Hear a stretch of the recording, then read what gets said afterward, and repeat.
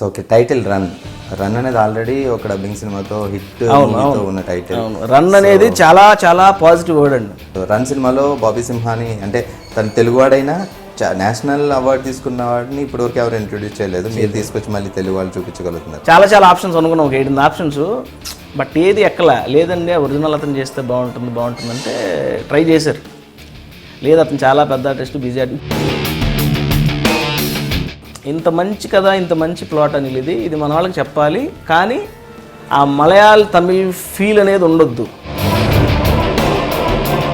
కానీ సందీప్కి నాకు అంతకుముందు చిన్న ఇది ఉంది. ప్రస్థానం తర్వాత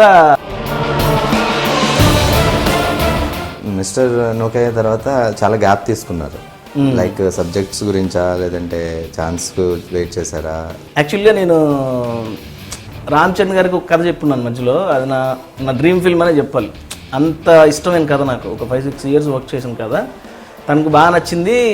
చేద్దామని చెప్పేసి ముందుకెళ్తున్న టైంలో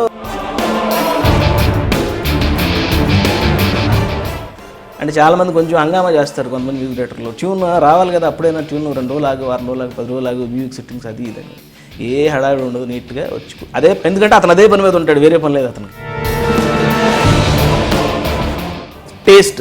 టేస్ట్ గురించి మాట్లాడుకుంటాం మనం. కొంతమంది ఒక కైండ్ ఆఫ్ సినిమాలే తీస్తారు, ఫ్యామిలీ సినిమాలే తీస్తారు. వాళ్ళు ఎంత అయ్యే వరకు వాళ్ళ జానర్ మారదు, ఎందుకంటే అది సేఫ్ అని వాళ్ళు నమ్ముతారు. కొంతమంది యాక్షన్ సినిమాలే తీస్తారు, అది సేఫ్ అని వాళ్ళు నమ్ముతారు, అది టేస్ట్.